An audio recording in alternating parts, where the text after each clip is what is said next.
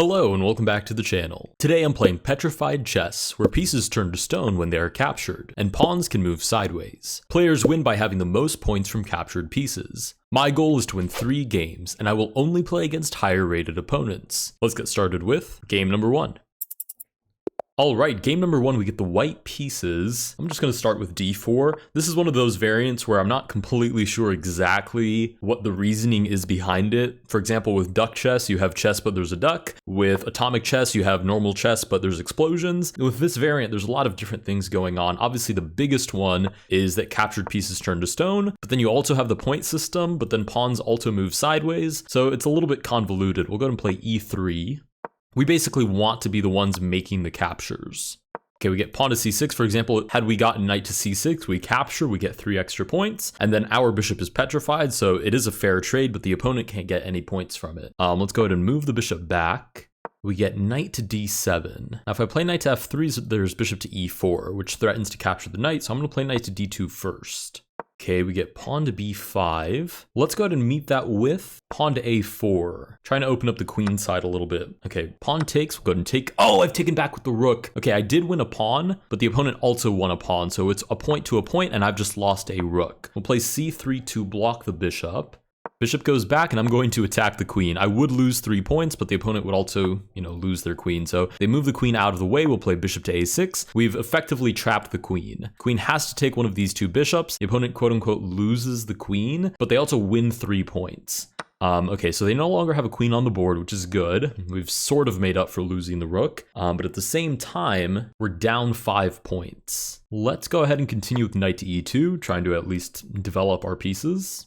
Bishop to d3 warrants moving the knight out of the way, and then bishop to c2. I mean, I could take and get 3 points back, but then I also lose my queen, and then I haven't really done anything about losing the rook in the first place. So I'm going to play queen to g4.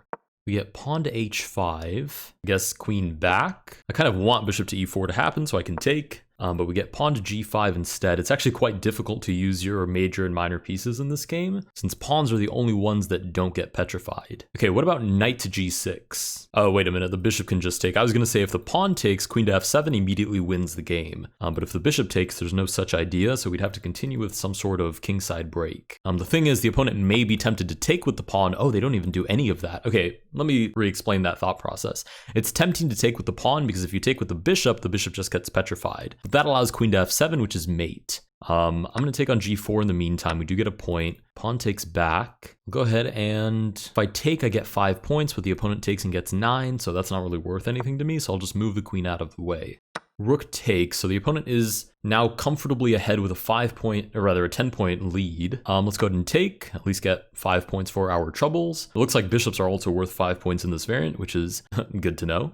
Pawn shuffles over. Pawns can't capture sideways, can they? No, they can't. Okay, so that doesn't really do anything. It doesn't even free the rook. We're also down to 30 seconds, which is not great. We'll play knight to f1. I really don't know what I'm supposed to be making of this position. I feel like I have better control over the position because I have 2 pieces that can operate on dark squares, and those are the primary squares that are weak at the moment in the position, but I'm not really sure exactly, concretely what to make out of it. Let's play queen here. The bishop does a good job of controlling my knight, so maybe something like f3 will be necessary. We get pawn to b5. It is 3-2, so I get 2 seconds back for every move that I make. Pawn takes, we take back, sure. Opponent is only ahead by 5 points, which is unfortunate, but it's not devastating. Go ahead and move the bishop back. King to f7, Play pawn to e4. This isn't actually free again because it would freeze my queen. Pawn to e5. If I can open up the king's position and sort of force my queen in with a check that lands right next to the king, that's the same as winning the game because the king can never take even a quote-unquote free queen.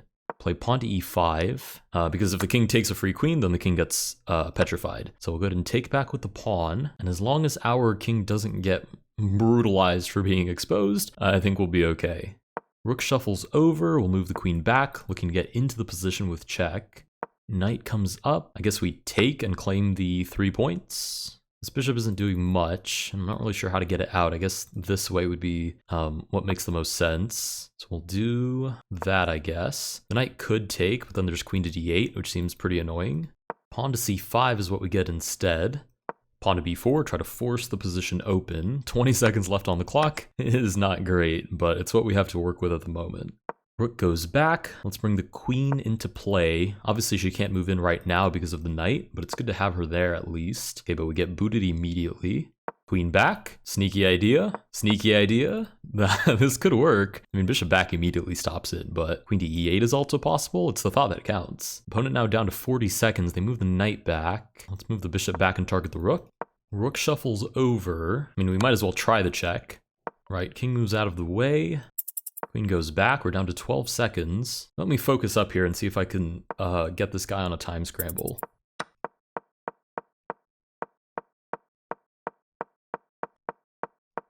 Oh, king to h5? Oh, I can't take. Wait, what? But that means neither can they, so check. What is happening? We just learned that you can't take kings with other kings, which is interesting, but that does mean you can push back kings with other kings, which is even more interesting, I guess. What is this game? I'm so confused by this variant. I don't have any words for it. Okay. Okay, and it seems my opponent wins because they had more points than I did by the time we went for the threefold repetition. That's a little bit of a disappointment, I'm not gonna lie, but I guess that does make sense since this is based on a point system. With that, we lose game number 1, but let's go to move on to game number 2. All right, game number 2. This opponent is slightly lower rated than we are, but it's close enough that we should be in for a good game. Let's go ahead and develop our pieces. I'm trying to think if there's anything specific that we should have learned from that last game besides what we already knew. And to be honest, I'm not really sure. I guess we should be more careful to get ahead on points. To be honest, the only thing I feel like I really learned was don't give away a free rook. You know, that could have been pretty helpful, I feel like. So we'll try not to give away any more free pieces, as best as we can anyways. Let's see. We have this check. Pawn to c6 immediately stops that idea. Thanks for that. We'll play bishop to e2. Again, we want to be the one making the captures. That way we get the points. Even though a bishop for a knight in normal chess is pretty much a fair trade 99% of the time. In this game, since I made the capture, I walked away with 3 points, even though on the board we have the same amount of material to work with. Play knight to c3. Oh, bishop to b4. I've just walked into the very idea that I was just finished explaining. Okay, we'll play h3. There's nothing I can really do about that since it's pinned to the king. Didn't even really have to recapture. Don't know why I played that. We'll play g4 and might as well try to grab some space in the position. Sure, the bishop goes back. We'll play h4, looking for h5. I have every intention of trying to trap the bishop, even though, as you can see, nothing came of it. We'll play pawn to f4, try to grab some extra space. Bishop to e4, we move the rook out of the way. Knight to d7. Okay, we'll play knight to h3, reroute the knight to f2, and try to get the bishop trade. Knight goes back, sure. Unfortunately, the knight doesn't really have a future. I'm going to try to bait knight to c4, see if we can get our opponent to play that. That way I can be the one to trade, and I grab points from the exchange. Okay, we get pawn to a5 instead. The opponent seems to be privy to our idea. Fair enough. Go ahead and castle out of the way. Knight to c4, nice, we grab the points. And the other idea that I'm looking at is pawn to g5. We get pawn to b5. I think the opponent's going for an attack here. We'll see if we can get a counterattack going before that comes to light. Go ahead and take. I mean, they could take my rook, but then the queen goes out of play. We get pawn to b4, g6, takes. And either you give me the rook behind or the bishop takes. I guess that would still give me the rook behind, but it also freezes the bishop, which is great news for us. Nice, we take. So they got, what did they get? 1 point and we got 5. Yeah, so we're up material. This kingside attack is very annoying, especially with this wall in place, which means the opponent could potentially promote at some point. I don't even think I have a better defense than just to move my king out of the way and sort of run. So rook to e1, a3, I take, the opponent takes. King to d1, they push. King to e2, they can promote. I can take, which would freeze. Then I have a queen and a knight for the opponent's queen and rook, which is really not great. I mean, I guess it might depend on what they promote to, but I don't think I get extra points for a promoted pawn. Ooh, pawn to b3, interesting. I'll go ahead and take. Oh, and what's the idea? Check? Yeah, check and then they take my rook. Gotcha. So it kind of works out to the same thing as the a3 calculation. Right, check, I move out of the way, they take the rook. Fair play. Now we just have to find a way to place our queen next to their king. And the sooner that we can do that, the sooner we can have a concrete attack going. Yeah, queen to g3, we'll play queen to a1, sort of ignoring the queen threat, because the truth is we can always run around our pieces. So there's no actual threat at the moment. Yeah, we can, unfortunately for the opponent, we always have this sort of running around idea. And if they try to go for the draw, we have 2 extra points on the board. Oh, I think they might be going for the draw, but unfortunately that does result in our victory. With that, we win our first game, which is game number 2, with 1 victory under our belt. Let's go to move on to game number 3. All right, game number 3, we get the black pieces this time and we're met with e4. Let's go ahead and play a little bit more reserved. We get pawn to d4, and I think I'm just gonna go for a very neutral sort of setup. Ooh, knight to f3. e5 is tempting, but unfortunately, should the pawn take, and I just take back, then we lose 9 points on d8. So I'm thinking e5 takes, bishop g4, opponent wins another point, we win 3, the opponent wouldn't take back, they would actually not even be able to keep taking, but they would have pawn to d7, which would eventually lose us even more points. So okay, we'll continue with this sort of fianchetto idea. Knight to g5. I'm gonna be honest, I have no idea what they're looking for. If they take, they win a point, but then they just freeze their own knight. So they would be marginally ahead point-wise, but I don't think that logistically works out in this variant. We get knight to c3, d5. The opponent takes, bishop b4. Again, I think I can maybe just wait out this opponent. We'll play h6 first, so bishop g5 is never an idea. Wow, they're actually just going for points. That's a very amusing approach. We'll play bishop to e7. I'll even pre-move. Actually, there's no recapture. If the opponent takes, it just freezes the knight instantaneously. Wow, they really, okay, they're ahead by 2 points, but the issue is they need 20 to auto-claim the victory. So I'm not really sure how this pans out for them. Let's continue with knight to f6.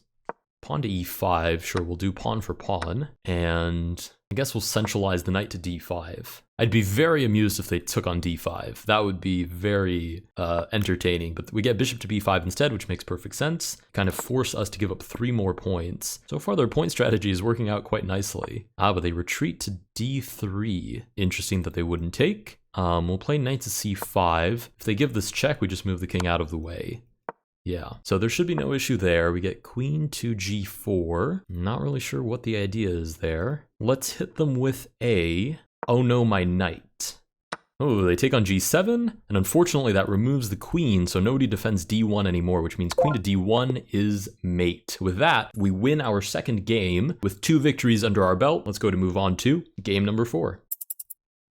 All right, game number 4, the opponent is rated some 40 odd points higher than we are, and we get pawn to e4 on the first turn. We're gonna go for a similar approach, but this time we're gonna leave the bishop out, because it seems to be that, especially myself, but also my opponents, in the first couple of moves, is where we tend to make the most critical mistakes that sort of influence the game later on. For example, playing knight to f3 and allowing that sort of trade. Right, we get bishop to e2 by the opponent, we'll go ahead and fianchetto the bishop.